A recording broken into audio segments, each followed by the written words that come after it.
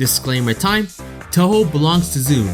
Any pictures, videos, or music here belong to their respective owners. So let's get this started. From power differences to mid-boss promotion and manipulating fate. Hello, Magi here, and today we're back with another episode of Interesting Touhou Facts, the series in which I talk about facts from Touhou that I find either fun, unusual, or simply interesting.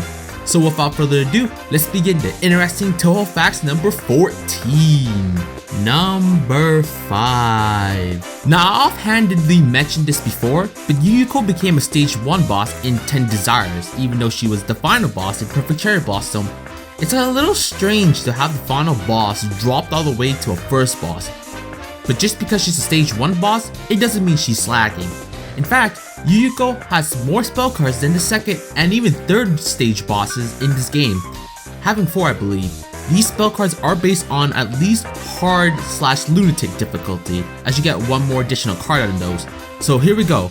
They're called Symbol, Dance of the Dead Butterflies, Cherry Blossom, Ghostly Butterfly, Ghost Spot, Cherry Blossoms, Nether Sign, Endless Evening Cherry Blossoms, and Cherry Blossom Sign, Sagio, Cherry Blossom Blizzard.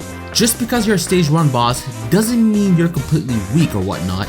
Number 4. Now when you see doujin work or artwork involving Letty and Kirino, they're usually featured as friends/companions or whatnot. But it seems Letty thinks otherwise. During Bohemian, Aya interviews Letty and here's what she's got to say about it. Oh, that's a good idea. Well, that's what I'd like to say, but I manipulate the code. Don't confuse it with manipulating code air like a certain fairy. They sound similar to me. Those fairies are just minor anomalies of nature. I, on the other hand, am a great yokai that lives in nature. When it's cold out, making it even colder is my greatest joy. It looks like Letty doesn't like being grouped up with Kirino because of the difference of their power. It seems like Letty's just too cold for Kirino. Number 3. It's clear to everyone that Patchy is not a person in great health, that's for sure. For those who don't know, I'll list off the medical conditions she has. She's got asthma, and to give a short summary on it, it makes her lungs super sensitive and makes it hard to breathe during certain circumstances. She also has anemia. It's a condition where she has a deficiency of red blood cells, meaning she receives less oxygen due to the lack of red blood cells. And she has a vitamin A deficiency.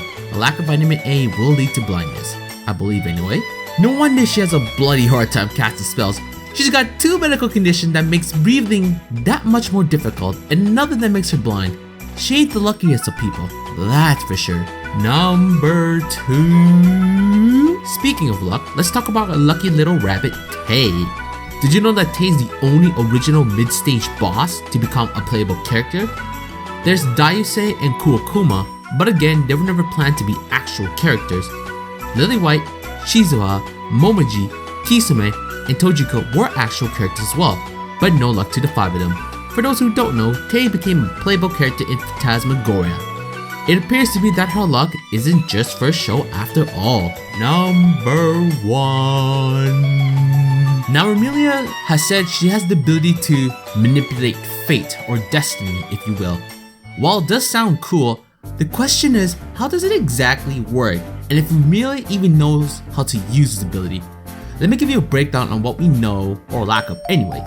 In Gensokyo, there isn't detailed information concerning this ability, nor a time where Amelia clearly used it, so we don't exactly know what it can do exactly.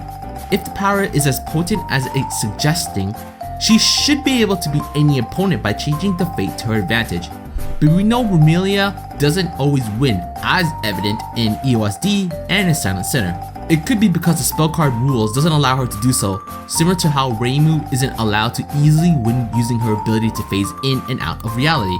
We don't know if Amelia is able to manipulate fate intentionally or she could only change the fate of things around her without being aware of doing so. The best representation of this ability would be in several of her spell cards, where she uses red chains that chases the enemy. Chains are commonly associated with destiny. According to a Q, it seems to be that those in her vicinity will be followed by bad fortune. It's similar to Hina's ability to spread curses and misfortune by merely being close to someone. Unfortunately, misfortune and whatnot isn't something we can't quantify. A Q mentions Amelia can bring great changes in one's daily life with nothing more than a word. But like before, we can't measure that shit, so we can't ever know when or if she's actually doing it.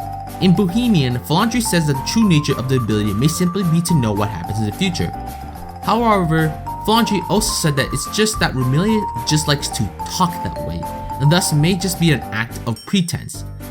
As awesome as an ability as it may sound, we may never know if she can actually use it or not. But anyway, I hope you guys enjoyed this episode. Which facts were your favorite? Are you never going to group Letty and Kirino up as to appease Letty? Do you feel sorry for Patchley and the medical conditions she got to deal with? Or are you more curious as to Amelia's ability to manipulate fate? Either way, this is Magi and I hope you guys enjoyed this episode.